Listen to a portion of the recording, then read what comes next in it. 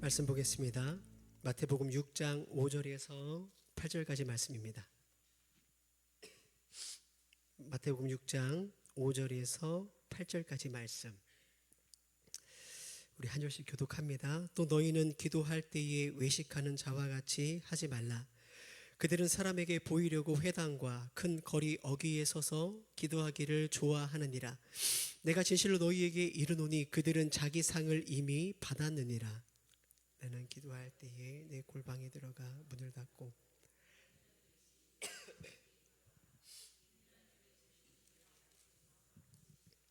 또 기도할 때에 이방인과 같이 중언부언하지 말라. 그들은 말을 많이 하여야 들으실 줄 생각하느니라. 그러므로 그들을 본받지 말라. 구하기 전에 너희에게 있어야 할 것을 하나님 너희 아버지께서 아시느니라. 아멘. 오늘 말씀의 제목은 기도를 수단으로 삼지 말라라는 제목으로 함께 은혜를 나누고자 합니다. 식사들 하셨습니까? 안 하셨어요? 하셨죠? 네. 수요 기도회, 수요 복음 집회에 오시는 성도님들을 보면 두 가지 마음이 있어요. 첫 번째는 고마운 마음. 이 피곤한 이 퇴근하고 참 정말 힘든 시간에 나와줘서 고마운 마음. 또 한 가지 마음은 짠한 마음. 쉬고 싶을 텐데 그런 마음들이 참 있습니다. 몸은 좀 힘들지만 또 하나님께서 각자에게 주시는 그런 은혜가 있는 그런 예배가 되기를 주님의 이름으로 축복합니다. 계속해서 기도에 관해서 우리가 살펴보고 있는데 그런 말이 있어요. 전쟁의 참호 속에서는 무신론자가 없다라는 말이 있습니다. 이게 어떤 말일까요? 특정한 종교가 없어도 사람은 인생을 살아가면서 정말 위급할 때, 뭔가 정말 도움이 필요할 때 자신보다 더 큰 힘을 향해 어떤 초월적인 존재를 향해 부르짖고 기도할 때가 있다라는 거예요. 종교를 가지지 않는 사람들도 흔히 우리가 말하는 기도라는 것을 한다는 것입니다. 기도라는 것. 그래서 여러분, 세상의 모든 종교에는 다 빠지지 않고 자기가 믿는 신들을 향해 자기 나름대로의 기도의 행위가 다들 있습니다. 오늘 예수님은 하나님께 드리는 우리의 기도가 그런데 너무나 잘못된 방식으로 사용되어지고 있다라고 제자들에게 말씀하시는 거예요. 잘못된 기도가 어떠한 기도인지를 알려주시는데요. 가끔 저희 아이들이 뭔가 필요로 하거나 자기가 뭔가 이렇게 하고 싶은 것을 요청할 때 막 저랑 아내에게 막 뭔가를 막 얘기하지 않습니까? 그럼 제가 아이들한테 이런 얘기를 해요. 얘들아, 좀 더 다른 방식으로 얘기를 해봐. 그렇게 말하지 않고 좀 더 다른 방식으로 얘기할 수 있지 않을까? 아이들에게 부모님과 대화하는 방법을 저는 가르쳐 줍니다. 퉁명스럽게 말하거나 툭툭대거나 그런 방식이 아니라 부모님과 대화할 때 또 무엇인가 요청할 때는 써야 하는 말과 태도와 감정과 어떠한 뉘앙스가 있다라는 거예요. 마치 이와 같습니다. 예수님은 하나님께 드려지는 우리의 기도를 향해서 이렇게 말씀해 주시는 거예요. 야, 너희 하나님 아버지께 그렇게 말하면 안 돼. 좀 더 다른 방식이 있지 않을까? 그렇게 잘못된 기도에 대해서 오늘 우리에게 말씀해 주고 계시는 거예요. 6장 5절 말씀이에요. 자, 함께 읽어보겠습니다. 시작.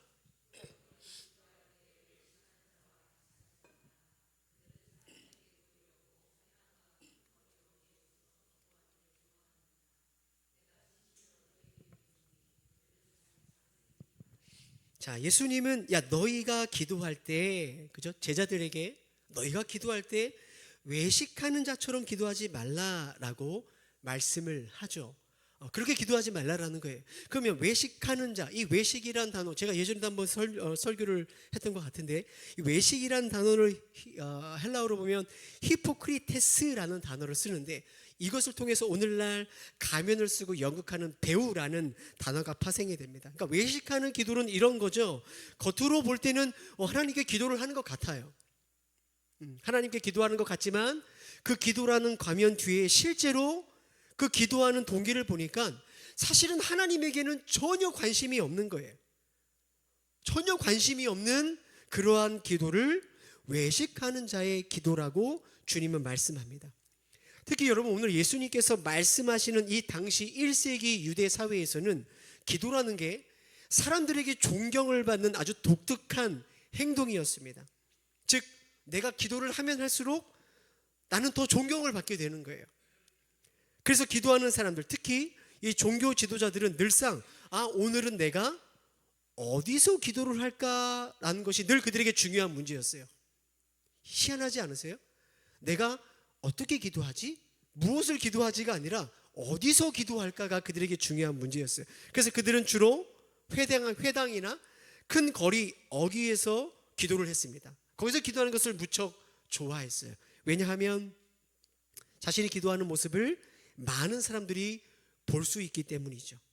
내가 기도하는 내용을 많은 사람이 들을 수 있는 곳이 회당이나 큰 거리 어귀였기 때문에 그렇습니다. 그들은 하나님께 기도를 한다고 했지만 그 기도라는 과면 뒤에 하나님은 있어요, 없어요? 하나님 없는 거예요. 기도를 통해서 내가 좀 더 중요한 사람으로 인정받고 더 많은 사람들에게 존경을 받고 내 권위를 얻는데 그냥 기도를 사용했던 것이에요. 그들의 기도는 하나님을 단지 이용하는 도구였다라는 것입니다. 하나님을 이용하면 내가 더 높아지는 거죠. 하나님을 이용하면 나에게 더 많은 힘과 더 많은 권위와 더 많은 부를 얻게 되는 것이 그들의 기도였다라는 것입니다. 예수님은 그러한 기도를 외식하는 기도라고 말씀하시는 거예요. 사실 우리 중 어느 누구도 누구에게 이용당하는 것을 좋아하는 사람이 없을 거예요. 누가 나를 향해서 반갑게 웃어주는 그 사람이 사실 그 마음속에 나를 통해서 무엇인가 얻어낼 수 있을까? 저 사람에게 뭔가를 뺏을 수 있을까? 이렇게 생각하고 그러한 웃음으로 내게 다가온다면 그러한 웃음과 그러한 친절은 우리를 너무나 불쾌하게 하겠죠. 그죠? 나를 이용하기 위해서 나를 찾아온 사람과 대화를 하고 시간을 보내는 것은 너무나도 끔찍한 일일 게 분명합니다. 여러분, 우리만큼이나 하나님도 기도하는 그 사람이 어떤 사람이 자신이 원하는 무엇인가를 얻기 위한 수단으로 하나님을 이용당하는 것을 하나님은 기뻐하지 않는다는 거죠. 예수님은 이러한 종류의 기도로는 하나님께 아무런 상도 얻을 수 없다라고 말씀하십니다. 5절 말씀, 내가 진실로 너희에게 이르노니 그들은 자기 상을 이미 받았느니라. 그들이 외식하는 기도가 몇몇 사람들에게는 어쩌면 칭찬받을 수도 있죠. 인정받을 수도 있어요. 저 사람 참 신앙생활 잘하네. 기도 생활 잘하네. 훌륭한 사람이네. 이러한 사람들의 상이, 칭찬의 상이 주어졌을지는 모르겠지만 하나님으로부터 주어지는 상, 정말로 하나님께 기도해서 하나님께서 응답해 주시는 그 상, 하나님 주시는 평안함과 담대한 믿음이라는 그 상, 주와 함께 동행하는 그 참된 기쁨을 얻는 그 상은 받을 수 없다라는 거예요. 이러한 외식적인 기도를 저는 종교적인 기도라고 이름을 붙이겠습니다. 종교적인 기도인 거죠. 종교적인 기도는 하나님께 기도하지만 사실은 하나님이 목적이 아니라 하나님이 수단이 되는 것이 기도입니다. 그러나 이와 반대로 기도 자체가 목적인 기도가 있죠. 기도하는 그분에 대한 것이 목적이에요. 하나님에 대한 사랑이 목적입니다. 그분과 교제하는 것이 기도의 목적인 거죠. 이러한 기도를 저는 복음적 기도라는 이름을 붙이겠습니다. 예수님께서는 너희는 외식하는 자처럼 기도하지 말아라 라고 말한 이 종교적 기도와 이와는 반대로 복음적인 기도 사이에는 아주 여러분 결정적인 차이가 있습니다. 겉으로 보이는 것은 너무나 똑같아요. 둘 다 열심히 기도를 하지만 그 안에는 전혀 다른 마음이 작동이 되는 거죠. 앞서 말한 것처럼 종교적인 기도는 하나님께 무엇인가를 얻기 위한 기도입니다. 그러나 복음적인 기도는 하나님을 더 알기 위한 기도인 거죠. 기도라는 행위는 똑같지만 이 두 가지는 매우 다른 관계입니다.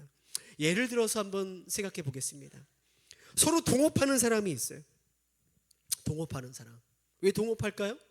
돈을 벌기 위해 동업하는 거죠. 두 사람은 많은 시간을 함께 보냅니다. 많은 시간 서로 대화를 합니다. 이유가 뭐죠? 어떻게 하면 돈을 많이 벌까입니다.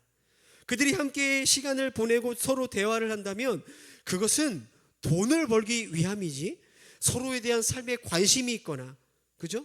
그런 것은 전혀 아니라는 것이죠.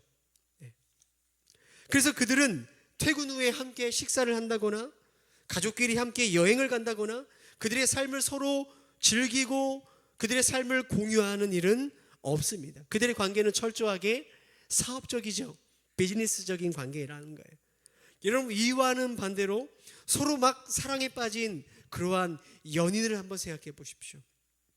이들은 틈만 나면 시간을 같이 보내고자 합니다. 서로의 삶에 궁금한 게 너무 많아요. 특별한 것이 없는데 이런저런 이야기를 물어봅니다. 그냥 일상의 대화를 하지만 그 일상의 대화가 전혀 지루하지 않죠. 이들은 왜 대화하죠? 돈이 되기 때문에 대화하지 않습니다. 아니요, 사실은 대화를 하기 위해 그들은 시간과 돈을 쓰기도 합니다. 왜 그럴까요? 함께하는 것이 좋기 때문에 그렇습니다. 대화의 결론이 없어도 상관없어요. 왜냐하면 서로에게 어떤 답을 듣거나 결론을 얻기 위해 대화를 하는 게 아니기 때문에 그렇습니다. 그들의 목적은 함께하는 것입니다. 사랑하는 성도님들, 하나님과 우리와의 관계가 이렇게 될 수 있습니다. 비즈니스적인, 종교적인 관계가 될 수도 있고 아니면 사랑의 관계, 이 복음적인 관계가 될 수 있다는 거예요. 우리의 기도를 보면 우리가 어떠한 관계를 맺고 있는지를 알 수 있습니다. 만약에 오늘 우리들의 기도가 종교적인 기도라면 우리는 어떤 목적을 얻기 위해서만 기도를 해야 되기 때문에 기도가 힘들죠. 기도가 노동이 됩니다. 그렇기 때문에 그 기도 시간은 즐겁지 않아요. 의무적으로는 할 수 있겠지만 그 시간이 전혀 우리에게 기쁨이 되지 못할 거예요. 그러나 복음적인 기도는 어떻죠? 하나님을 누리는 기도입니다. 뭐 별 특별한 얘기 없어도 그냥 아버지하고 앉아 있으면 그분과 함께 사랑의 관계 가운데 그 시간을 즐거워할 수 있는 것이죠. 그게 복음적인 기도라는 거예요. 한번 그러면 우리 자신에게 물어봐야 되지 않을까요? 오늘 저와 여러분의 기도는 어떠한 기도에 가깝겠습니까? 종교적인 기도인가요? 아니면 복음적인 기도인가요? 여러분에게 하나님은 유용한, 유익한 분이십니까? 아니면 아름다운 분이십니까? 여러분 행복한 삶을 위한 수단으로 하나님을 찾습니까? 아니면 하나님을 아는 것 자체가 여러분에게 행복이 되십니까? 이것은 정말 중요한 문제입니다. 예수님은 하나님께 뭔가를 얻기 위해서만, 뭔가를 구하지 말라는 게 아니에요. 뭔가를 얻기 위해서만 기도하는 그 사람을 향해 외식하는 자라고 말씀하세요. 성도님들 잘 들으세요. 설명을. 외식하는 자라는 의미를 주의 깊게 들으셔야 됩니다. 우리가 생각할 때 외식하는 자는 이런 거예요. 세상에서는 막 흥청망청 막 세상적으로 막 살다가 주일날 와서 이렇게 점잖게 예배하는 것을 우리는 외식한다라고 보통 생각을 하죠. 그죠? 뭐 집에서는 막 아내한테 폭언하고 막 자녀들 때리면서 교회 와서는 좋은 남편인 척, 좋은 아빠인 척 하는 사람을 우리는 외식하는 사람이라고 생각합니다. 그런데 오늘 예수님께서 외식하는 자라고 말하는 건 그것과 다르다라는 거예요. 오늘 기도하는 이 외식하는 기도하는 사람은 경건한 삶을 살아갑니다. 예배를 잘 참석해요. 헌금 생활 잘하는 사람이에요. 봉사도 합니다. 그에게는 직분도 있어요. 그러나 종교에 있어서는 누구보다 열심이고 겉으로 그의 외적인 삶은 정말로 뭐 나무랄 것 없이 너무나 반듯하지만 문제가 뭐냐? 그 안에 뭐가 없는 거예요? 하나님이 없는 게 문제라는 거죠. 그죠? 세상으로 흥청망청이 아니라 너무나 종교적이고 너무나 반듯한 삶을 살지만 그 안에 복음이 없는 거예요. 하나님이 없는 거예요. 하나님에 대한 마음, 하나님에 대한 사랑, 하나님이 어떠한 것에 관심을 갖고 있는지 그런 것이 없는 것이죠. 너무나 그러나 종교적인 것, 너무나 반듯한 사람, 그것을 바로 주님은 지금 외식하는 것이라고 말씀하고 있는 거예요. 여러분 신기한 게 하나님 없이도 우리는 충분히 이러한 종교의 삶을 살아갈 수 있다는 거예요. 마치 직장생활을 열심히 하면 승진하고 월급이 올라가는 것처럼 내가 열심히 교회 다니고 종교생활을 하면 복도 받고 인정도 받고 원하는 어떠한 좋은 인간관계를 만들 수 있다라는 그 마음으로 열심히 하는 거죠. 열심히 하지만 그 안에 뭐가 없는 거예요? 앞서 말한 것처럼 복음이 없어요. 하나님에 대한 마음이 없어요. 사랑의 관계가 없는 것입니다. 종교는 있지만 복음이 없는, 종교에 열심히 있지만 주님과의 사랑하는 마음이 없는 것. 오늘 예수님께서 말씀하시는 외식하는 자의 모습은 그래서 우리의 삶이 되게 폭넓게 적용될 수 있어요. 하나님보다 그분을 통해 얻을 수 있는 것에만 우리가 관심을 갖는다면 그럴 때마다 우리는 우리가 원하지 않아도 외식하는 자가 되는 거죠. 우리의 기도는 외식하는 기도가 됩니다. 저의 얘기를 한번 해보겠습니다. 저에게는 이렇게 외식하는 자가 되지 않는 게 너무 힘들어요. 외식하지 않는 자가 되는 게 너무 힘들어요. 저는 저의 기도의 패턴을 보면 금요일, 토요일이 되면 기도가 아주 깊어집니다. 기도가 더 뜨거워지고 열심을 내요. 그리고 제 마음에 조금이라도 좀 이렇게 거리끼는 죄를 짓지 않으려고 되게 애를 쓰는 제 자신을 발견하게 됩니다. 그리고 막 마음을 샅샅이 뒤져서 혹시라도 하나님을 좀 불편하게 한 죄가 있으면 억지로 끄집어내서 회개를 합니다. 토요일에는 저는 웬만하면 좋은 남편 노릇을 합니다. 좋은 아빠가 되도록 조심조심하죠. 왜 그럴까요? 왜 그럴까요? 설교를 가장 좋은 컨디션으로 준비해야 되고 가장 좋은 영적인 상태로 설교를 해야 되기 때문입니다. 하나님의 도우심이 절실히 필요한 거죠. 저의 기도는 월요일 날 아침에는 아주 라이트합니다. 편하게 기도합니다. 마음이 좀 풀어집니다. 왜냐하면 설교가 어제 끝났기 때문에 그렇습니다. 설교하기 전에 기도하는 것이 잘못됐다라고 말하는 걸까요? 아니죠. 설교할 때 하나님의 도움을 간절하게 구하는 것이 잘못이라는 걸까요? 그걸 말하는 것이 아닙니다. 설교를 하기 전에 더욱더 그분의 도우심을 구하는 것은 맞습니다. 하지만 제 기도 생활이 주일이 가까울수록 더 강해진다는 것은, 기도하는 저의 동기가 분명한 것은 부분적으로 외식하는 기도가 됐다는 거죠. 기도에 목적이 있어요.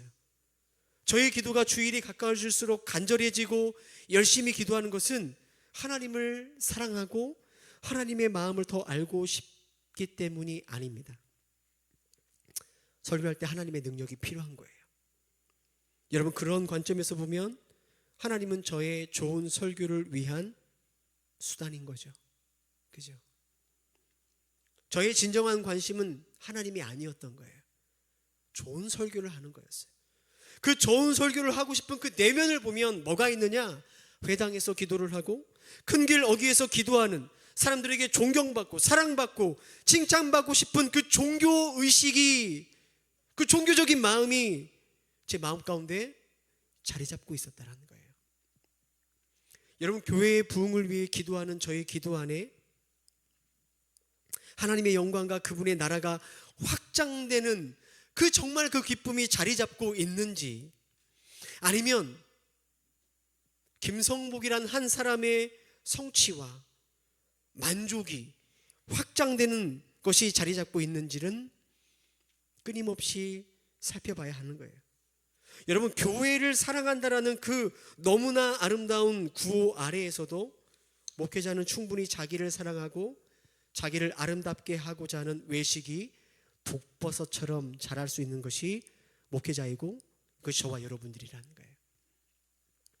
여기 있는 누구나 이러한 외식적인 기도, 종교적인 기도에 빠질 수 있다라는 것입니다. 성도님들, 어떤 중요한 일을 앞두고 기도하는 편이십니까? 사업을 앞두고, 중요한 시험을 앞두고, 자녀의 어떠한 결혼과 출산을 앞두고, 여러 가지 중요한 어떠한 이슈를 앞두고 여러분 기도를 합니까? 잘하시고 계시는 거예요. 그것을 잘못했다라고 말하는 게 아닙니다. 맞습니다. 우리는 중요한 문제 앞에 하나님께 기도해야 됩니다. 그러나 기도하지만 그러나 하나님을 수단으로만 삼지 말라라는 거예요.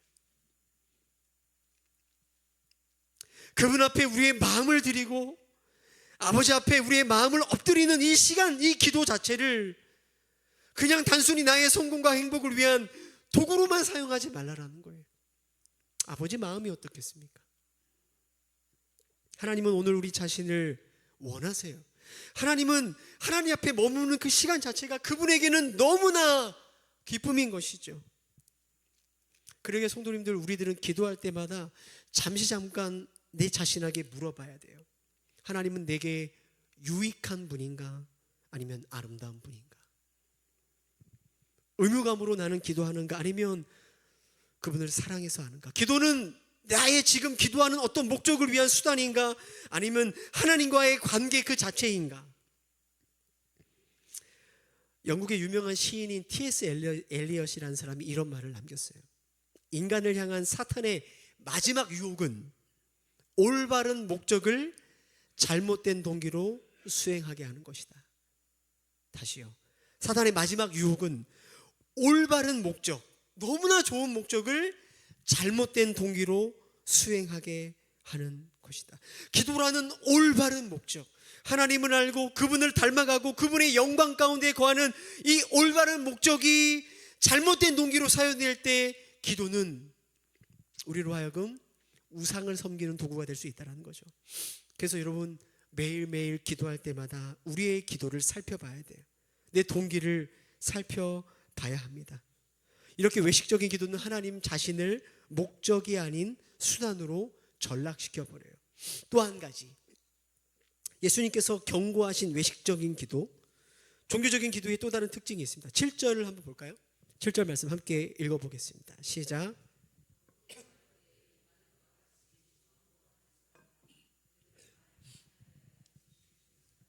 자, 종교적인 사람, 복음적인 사람이 아니라 종교적인 사람이 종교적인 기도를 할 때는 어떤 생각을 하냐면, 하나님이 자신들의 말을 들어주시려면 그분께 뭔가 좀 잘 보여야 된다고 우리는 생각합니다.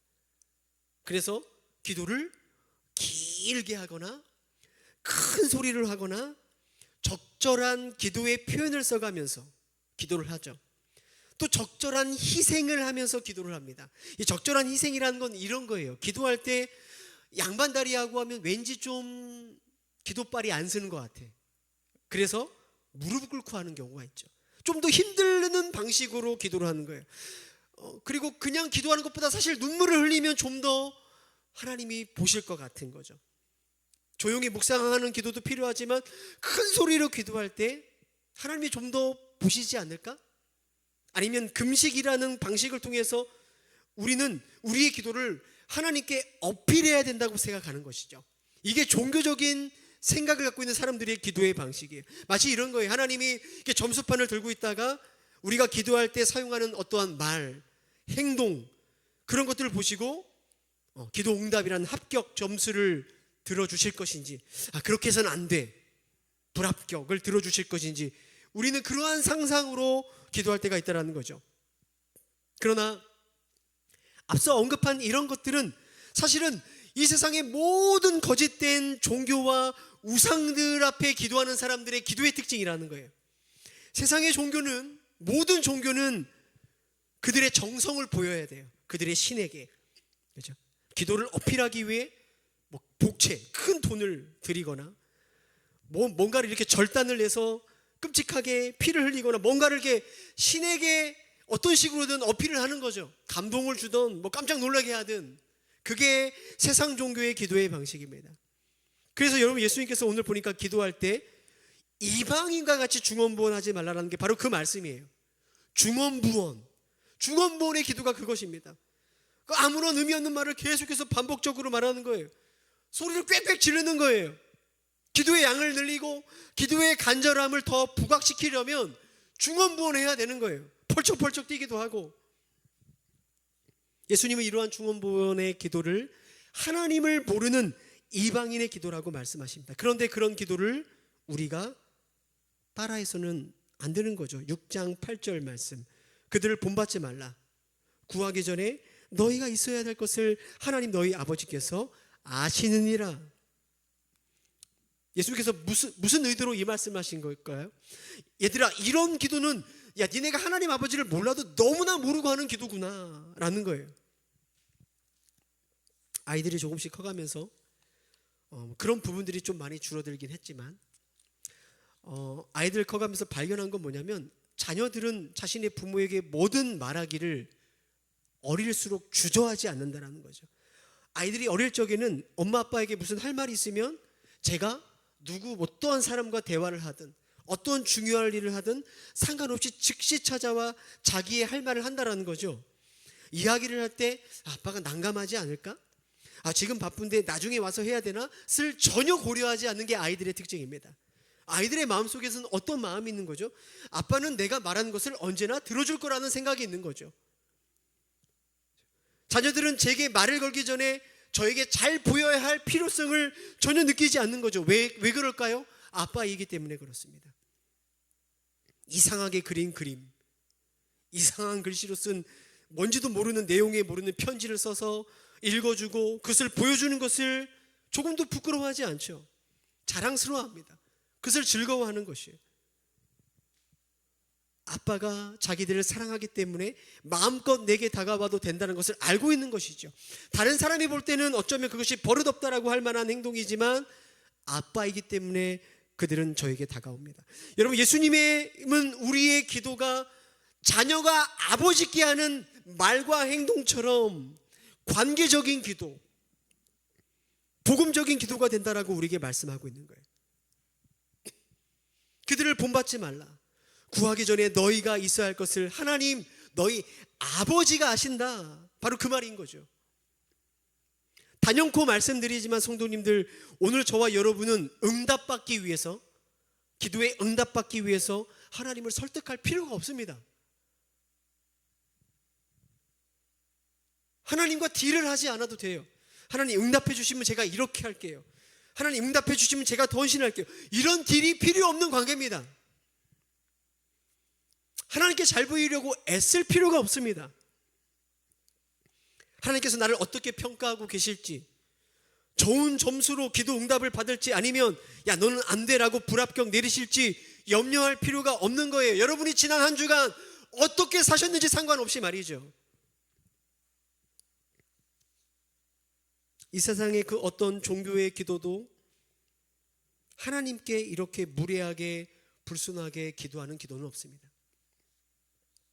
이 세상의 종교는 온갖 정성을 다해 최선의 모습으로 그들의 신에게 나아가죠. 그래야 그들의 기도에 잠시라도 귀를 기울이고 이러한 정성이 있어야 잠시라도 그들에게 눈길을 줄 거라고 그들은 생각하고 있기 때문에 그래요. 그러나 그들의 관점에서 보면 우리의 기도는 정말로 불순한 기도죠. 우리의 기도는 무례합니다. 형식도 없어요. 그러나 여러분, 우리가 하나님께 드리는 기도가 불순하지 않고 무례하지 않는, 하나님이 들으시고 응답할 수 있는 유일한 이유가 있다면 히브리서 10장 19절 말씀입니다. 함께 읽어볼까요? 시작. 그러므로 형제들아, 우리가 예수의 피를 힘입어 성소에 들어갈 담력을 얻었나니, 바로 우리 예수님께서 저와 여러분의 모든 죄값을 치르시고 그분의 의로우심으로 우리를 덧입혀 주셔서 하나님께 나아가는 길을 열어주지 않았다면, 맞습니다, 우리 기도는 불순한 기도입니다. 건방진 기도예요. 우리 기도는 응답받을 만한 것들이 하나도 없는, 가치가 없는 기도가 될 것이 분명합니다.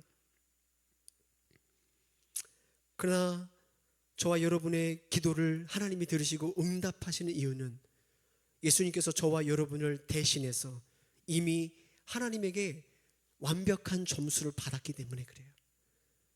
그래서 우리는 더 이상 하나님께 감동을 드리거나 관심을 끌 필요가 없는 것이죠. 예수님은 이미 십자가에서 하나님께 완전한 감동을 드렸습니다. 이 세상에 하나님의 아들 예수 그리스도를 십자가에 죽인 사건보다 하나님의 관심을 끄는 사건은 어느 것도 없는 거죠. 여러분, 우리는 예수 그리스도의 그 완성된 십자가 사역에 그 무엇도 더할 수 없고 그 무엇도 덜할 수 없는 것입니다. 여러분이 무엇을 해야 예수님보다 더 하나님께 감동을 드릴 수 있겠어요? 뭘 하면 되죠? 뭘 하면 예수님보다 더 큰 감동을 하나님께 드릴 수 있을까요? 예수님보다 여러분이 어떤 카드를 내밀어야 하나님께 더 좋은 응답을 받을 수 있겠습니까? 여러분이 숨겨둔 그 패는 어떤 패죠? 예수님보다 더 나은 패인가요? 우리의 기도가 응답받는 건 우리가 예수의 이름으로 기도하기 때문인 줄 믿으시길 바랍니다. 예수님 안에서 하나님의 자녀로 담대하게 아버지께 나아가는 거예요. 이것이 바로 예수님께서 우리에게 주신 복음입니다. 복음이에요. 이 관계 안에서 우리는 믿음으로 드리는 기도가 바로 복음적인 기도가 되는 것이죠. 사랑하는 성도님들, 하나님은 이미 저와 여러분이 무엇이 필요한지를 다 아시는 우리의 아버지가 되십니다. 그래서 우리의 기도의 목적을 늘 기억해야 돼요. 하나님이 내가 뭐가 필요한지를 혹시 모르거나 잊었을까봐, 까먹었을까봐 그분에게 우리에게 뭐가 필요한지를 알려주는 게 기도가 아닙니다. 그것을 얻기 위해 그분의 환심을 사기 위해 응답받기 위해 그 위함도 아닙니다. 우리의 기도는 이미 우리에게 베풀어 주신 은혜를 기억하고 그것을 감사하고, 여전히 우리가 이 땅에 살아가면서 필요한 것이 여전히 있죠. 그러나 그것 역시도 하나님께서 아시고 그분의 때에 가장 좋은 것으로 인도하실 것을 믿음으로 구하는 기도가 되어야 된다는 거예요. 사도 바울은 그래서 우리에게 이렇게 권면합니다. 빌립보서 4장 6절 7절, 아무것도 염려하지 말고 다만 모든 일에 기도와 간구로 너희 구할 것을 감사함으로 하나님께 아뢰라. 왜 감사함으로 아뢰입니까? 하나님이 아시고 응답해 주실 것을 믿기 때문이죠. 사랑하는 성도님들, 오늘 우리들의 기도 가운데 분명히 외식적이고 종교적인 기도가 있을 것입니다. 여러분, 그런 기도가 하나님이 받으시고 기뻐하시는 복음적인 기도로 변화가 되기를 간절히 소망합니다. 여러분, 우리의 기도가 걱정과 염려로 하나님께 필요한 것을 구하는 기도로 끝나지 않고 우리의 모든 필요를 아시는 아버지께 그 필요를 가장 좋은 것으로 채워주시는 하나님께 감사함으로 기도할 수 있는 사랑의 기도, 복음의 기도가 되기를 주님의 이름으로 축복합니다.